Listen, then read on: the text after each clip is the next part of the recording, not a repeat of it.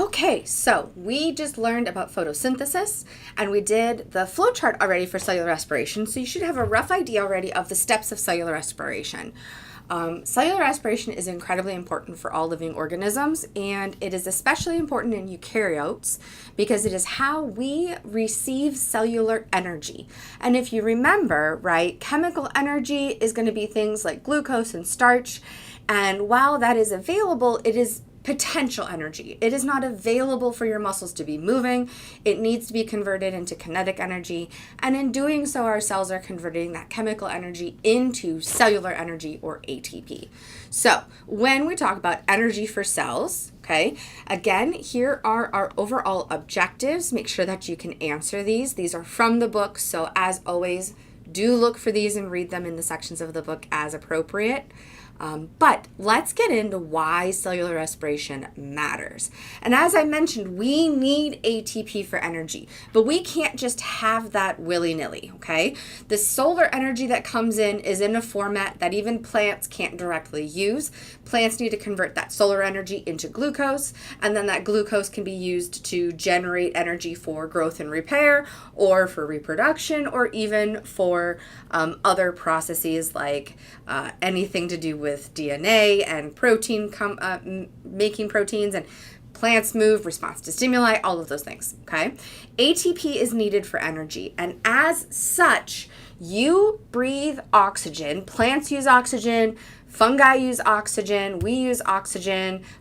Everything that uses oxygen does so because it is required by the mitochondria for cellular respiration, okay? You breathe in oxygen so that it can go through your body to your cells to be used to make ATP. That is the purpose that you breathe. It's also why when you breathe really heavy during exercising, you might get a stitch in your side, or you might feel like you're gasping for air, and that's because you're exceeding your aerobic capacity. You're exceeding the amount of oxygen that's in your cells for that energy need. And so you are trying to breathe in to replace that oxygen, and then you are breathing out to remove the waste product of carbon dioxide.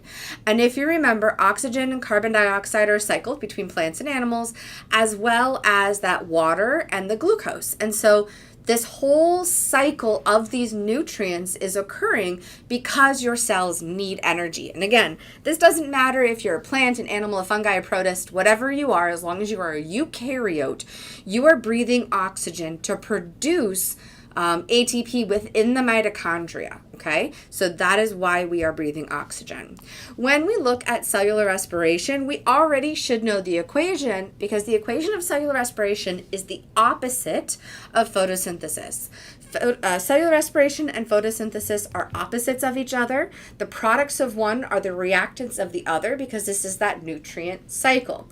So when we talk about how photosynthesis produces glucose and oxygen, and it uses carbon dioxide and water, we can flip that equation and we use glucose and oxygen to produce carbon dioxide and water. Because remember, this is a balanced equation, and these are going to just be the chemical bonds breaking down and being rearranged into a way that they are used by the cells, or useful to the cells, or able to be safely removed as waste by the cells, as well as then producing that energy in this term of ATP, okay?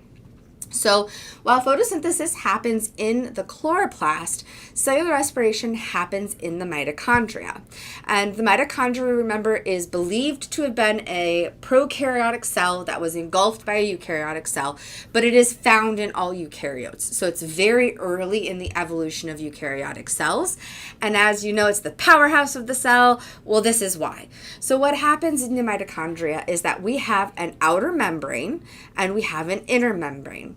The inner membrane is called the mitochondrial cristae, and it's because when we look at it, it has these sorts of creased layers here, and this becomes the site of an electron transport chain. So as we learned in cellular photosynthesis, right, an electron transport chain needs a barrier because we are creating a concentration gradient. Inside of that inner membrane is an open space called the matrix. It's the middle of the mitochondria. And the matrix is where we're going to see a cycle occur, because remember, cycles need space in order for that to happen. So when we talk about the parts of the mitochondria, we're talking about the later steps of cellular respiration. However, cellular respiration actually begins outside of the mitochondria. Just like in photosynthesis, the G3P is made and then removed from the chloroplast into the cytoplasm of the cell to be made into glucose or cellulose or starch or sucrose or any of the other products. We start with those products outside of the mitochondria, and then we break them down into smaller pieces that can move into the mitochondria. I like to think of the mitochondria as our little pets, okay? They're our cells' pets. You're not going to feed your cat a whole chicken regardless of how much he cries.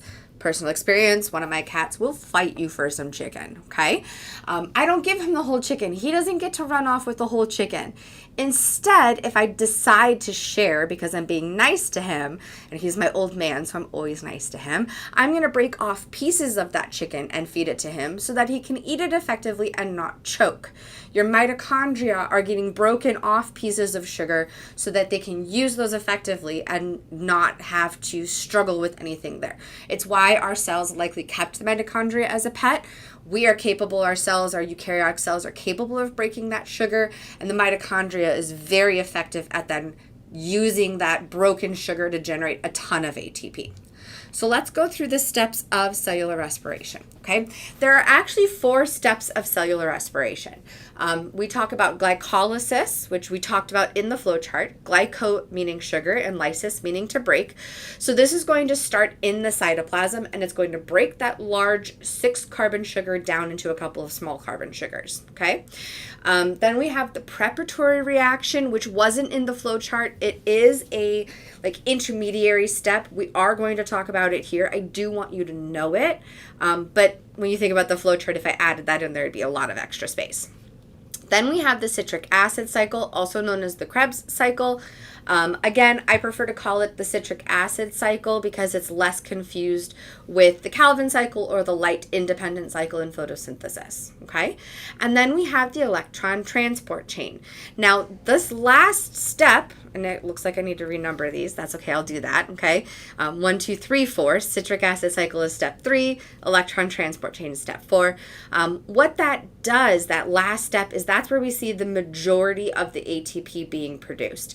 And this is because we are doing an electron transport chain. We're generating a concentration gradient, and then we have a particular enzyme that is going to be responsible for generating ATP.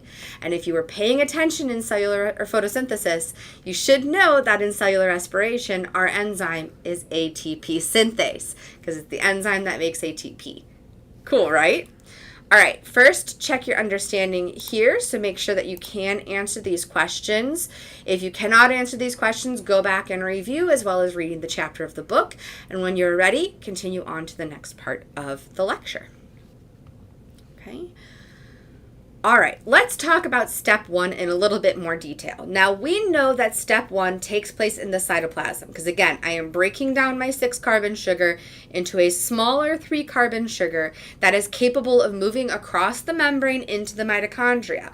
The mitochondrial membrane is not permeable to glucose because glucose is very large. Glycolysis is divided into 2 steps. We have an energy investment step and an energy harvesting step. And this is always the first step of digesting, taking food and breaking it down into ATP, okay? In order to do this, though, if I want to break something, if I wanted to break this pen in half, I have to put a little energy into it. The same thing in glycolysis. We need to put a little bit of energy into this process in order to break that first sugar molecule. But at the end, we do get a little bit of energy out. And more importantly, we catch those hydrogen ions that get then moved to the electron transport chain. So let's talk about the energy investment step. Okay, I know that sometimes these sorts of figures can be a little scary. It's fine. These are representing carbons. Each of these circles represents a carbon. So glucose has 6 carbons that have that covalent bond. They are sharing electrons between those 6 carbons. When we have this glucose and we add in a little bit of energy, a little bit of oomph, a little bit of effort to break that pen, to break that sugar, we actually end up with 2 molecules of G3P. That should sound familiar because that is actually the end product of photosynthesis, right? Photosynthesis is G3P that is then made into glucose in the cytoplasm. And so it makes sense that we're going to take glucose in the cytoplasm and turn it into G3P, which can then be utilized in the next step of cellular respiration. Okay, so we have to use 2 ATP here because in order to use 2 ATP to split into 2 G3P molecules. And then after that, we are prepared to go through the energy harvesting steps. Now, the big overview here is that while we used 2 ATP here, we actually get a total of 4 ATP with these energy harvesting steps. What these energy harvesting steps are doing is they are absolutely taking that energy from that carbon, that 3-carbon sugar that's getting broken down a little bit more, and it is snapping those phosphates onto an ADP, okay? So we are making 1 ATP at this first step, and in doing so, since we are doing 2 different processes here, 2 different G3Ps, we are making 2 ATPs, okay? So that cancels out the 2 ATPs that we spent, and we're at a net gain of 0, okay? But we are also popping off some hydrogens. Remember, these are carbohydrates, and so they have hydrogens and oxygens on them. And we are going to pop some hydrogens off of here, and in doing so, we are going to generate 2 more ATP, and we are going to generate a total of 2 NADH. This 2 NADH is going to immediately skip the mitochondria, the citric acid cycle, the preparatory reaction, and go straight to the electron transport chain because we need to use those hydrogen molecules to create that concentration gradient. The ATPs are probably going to just be immediately reused in breaking down more glucose through glycolysis. So this is kind of a self-sustaining process. As such, we can see this end product of pyruvate go one of 2 directions. Pyruvate, in the presence of oxygen, can go into the mitochondria and go through the rest of the steps of cellular respiration. But say you're exercising, right? You're working out. Your body is using the glucose. You've got glucose in your cells are breaking the glucose down. But you have exceeded your aerobic capacity. You have used all the oxygen in your cells faster than you can replace it by breathing. Because when you breathe in, it is not immediately in all of the cells of your body, right? That oxygen that I just breathed in is going to diffuse into my blood, and then it has to move around my body and then diffuse from my blood into my cells. So there is a delay to that process, okay? As such, if you don't have oxygen, your cells are going to switch to emergency mode, because if you don't have oxygen, you don't just immediately die, right? You have a couple minutes before you need to breathe again. Now, those cells switching to emergency mode are going to go through a process called fermentation. Fermentation, again, is that kind of backup generator. Now, some organisms only do fermentation. Some bacteria are completely anaerobic, meaning that they never want to be exposed to oxygen. When they're exposed to oxygen, they die. And so those are going to constantly be doing this, okay? They're going to be going through glycolysis and then generating that ATP. That's cool, okay? In doing that, it's actually really cool if you like things like yogurt or cheese or sauerkraut or kombucha or kimchi or any of those kind of tangy foods. Those tangy foods are produced by bacteria and some fungi like yeast that are going to produce lactate or a lactic acid. That lactic acid is what gives those foods that tang. Okay, and a lot of times byproducts of that can also be alcohol and carbon dioxide. So when you put, something like a kimchi is going to kind of taste a little fizzy. It's going to taste a little tangy. It's going to have that really good flavor. Or kombucha a lot of times is carbonated. The reason for that is because the organisms in there are going through fermentation. They are skipping the process of going through a complete cellular respiration cycle. Okay, when we as animals do this, we produce lactate that gets converted back to pyruvate when you've recovered, okay? You don't work out to the point of blacking out, I hope. Please don't do that, okay? But you've done a run, right? You're bent over like this lady, breathing heavy. You've got a stitch in your side. You're just like, okay, cool. Over a little bit of time, you're going to replace the oxygen that was used in your cells. You're going to take that lactate out of those cells. It goes to your liver, it gets converted back to pyruvate, and then your cells will use that in cellular respiration once you've recovered, okay? What's really cool then about this, and one of the things I like to point out, is we can think about this in our terms of our own aerobic respiration, right? So if you are a sprinter, like an Olympic runner, and you've ever watched maybe Usain Bolt run, okay?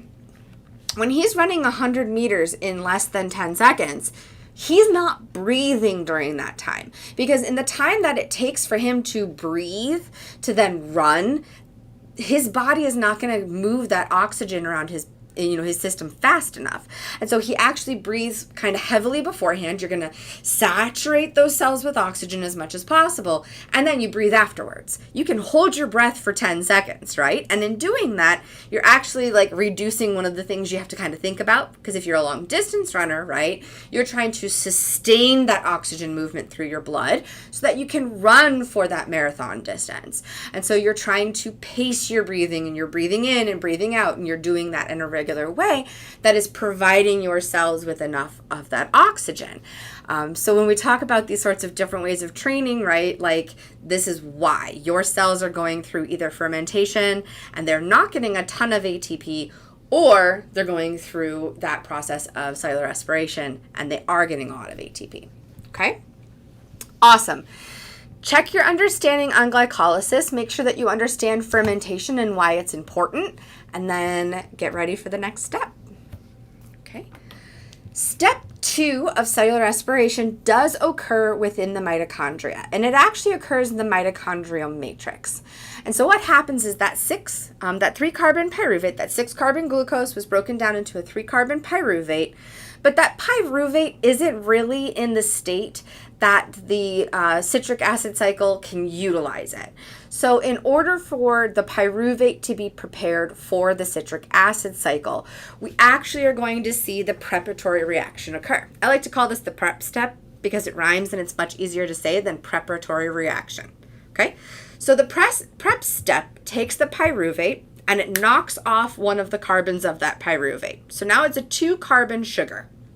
Okay, but I don't want a carbon just floating around loose.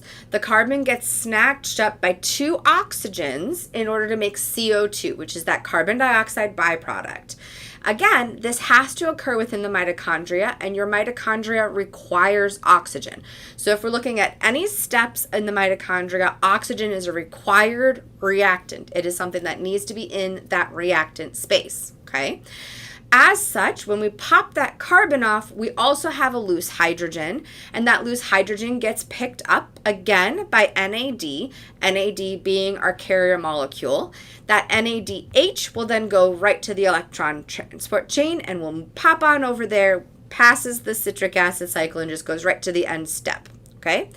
Now we have something called acetyl-CoA. So acetyl-CoA is a 2-carbon acetyl group attached to coenzyme A. Basically, this is now a small enough sugar molecule, that 2-carbon molecule. It's small enough that it can move into the citric acid cycle and be broken down effectively into its component parts. So the preparatory reaction is going to require pyruvate and require oxygen, and it is going to produce carbon dioxide and NADH, as well as a acetyl-CoA molecule for each pyruvate, so twice, okay? Once we get those pyruvates, that's going to move to the citric acid cycle, also known as the Krebs cycle, okay?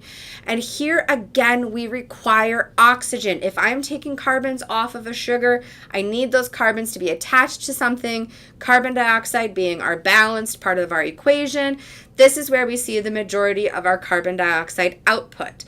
2 carbon dioxide come from the prep step, 4 come from the citric acid cycle, giving us a total of 6 carbon dioxide, which accounts for 6 of our carbons from that glucose molecule, okay? But remember, we need a lot of oxygen. We use 18 oxygen through this equation, so we're going to see oxygen being used here, okay? In addition, this whole process isn't really generating a ton of ATP. What we're really doing is we're capturing those hydrogens off of those carbons, because carbohydrate is carbon, hydrogen, and oxygen, okay? CO2 is not a carbohydrate. It's an inorganic molecule. Remember, there's no hydrogen involved. But those hydrogen ions, I want them. I want to capture them. So at this point, we have 6 NAD molecules, which are going to pick up 6 hydrogens.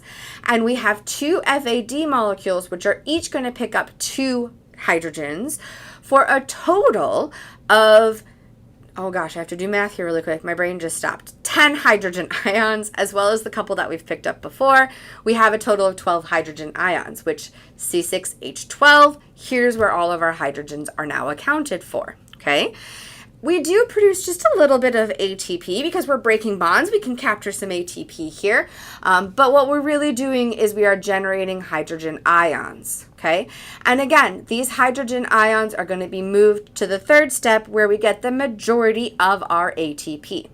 I am not going to test you on all the nitty-gritty details here, but I do need you to tell me what goes in and what comes out for each step, okay?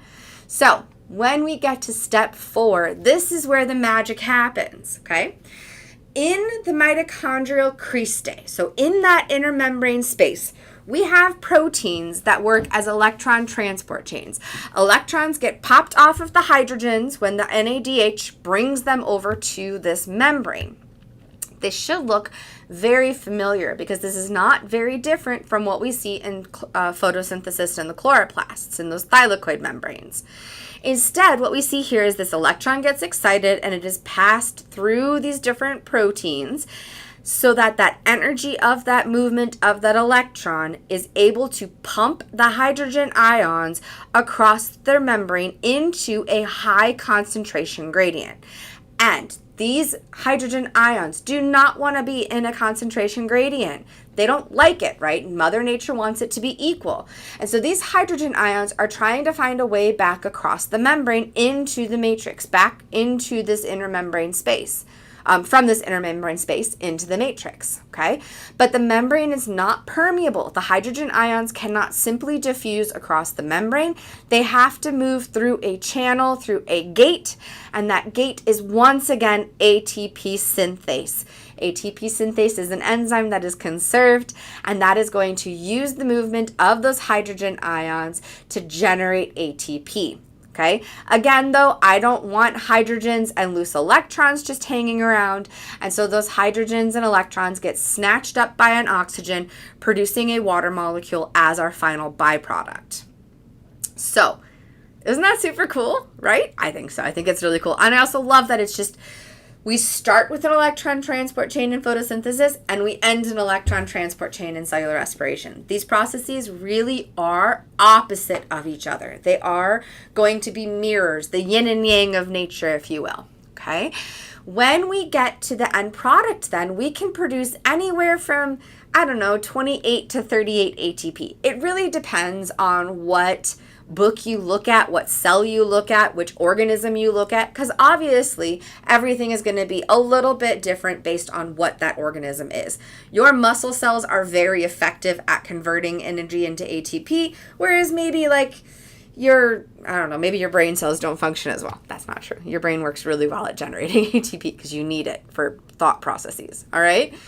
Generally speaking, though, remember, we don't get all of the energy that's possible from a glucose molecule. Actually, we only generate about 40% into ATP, into a source that is available. The rest of it is lost as heat. So we lose 60% of the possible energy in a glucose molecule as heat. That's not super efficient. If you're looking at efficiencies and things, 40% is not a good number. But when you have enough mitochondria and they're producing enough of this and you're providing those cells with enough glucose, it's not really a big deal. It's kind of negligible. And as such, that's how we can get such large organisms like blue whales, because blue whales do this as well. And they're able to have plenty of energy and still be able to move around and do what they need to do, okay? Not all of our energy comes from glucose. In fact, we can absolutely use fats and proteins as an energy source. We do get more ATP from fats. That's why fatty acids and things are really good for long-term energy storage, but that's also why it can be really hard to lose weight, right? If you're not breaking down, you have to reduce your calories and especially reduce some of your carbs and your sugars so that your body switches to making that fat into your energy source. Now, I'm not saying you should go full keto or full carnivore or anything like that. Obviously, always be careful. The best thing is just to eat a very well-balanced diet with a good plan and move and exercise more than what you are consuming, okay? We all have difficulties with this. Just, practice. Your body can absolutely use proteins as well as an energy source, but typically speaking, our body is going to prefer to use proteins as a source of amino acids to make more proteins, and we're going to use fats and oils as a source to make more fats and oils. And so carbohydrates are generally the preferred energy source for most cells. Okay. If you've ever watched any of those shows like Naked and Afraid or even better, Alone, one of the things that people in Alone are always concerned about is getting enough protein, because if your body switches into a survival mode and you've used up the carbs that are available to your body, you've used up the fats and oils that are available to your body, right? These people start losing weight rapidly. They're on the starvation diet. The thing that gets to be concerning is that your body will start to cannibalize proteins as an energy source, because your brain needs ATP. Your body needs ATP to keep your heart beating and to keep your lungs pumping and all of the things functioning. But if you're not providing it with enough fuel, you will start to cannibalize muscle as a source of energy. And that can become really dangerous because your body will start to cannibalize muscle indiscriminately. And so if you've ever watched things like Alone, those people that are pulled because they've lost too much weight, it's because they have concern of permanent heart damage from their body cannibalizing the proteins in their muscles. Your heart is a muscle. And so it doesn't necessarily go, oh, save the heart, take the biceps. It's just like muscle. It's all being broken down. So we definitely see that as a process there. Okay. Last, check your understanding here. Make sure that you can create a table for cellular respiration. There is one in Canvas, so make sure that you open that and do that. For each step, you need to include a location, reactants, and products. You can get that information from the PowerPoint as well as the flow chart for the 4 steps, though, okay? So make sure you include that preparatory reaction. And for the rest of these, you should be able to answer these from the PowerPoint or from the reading in the book. If you have any questions, please let me know. Thank you.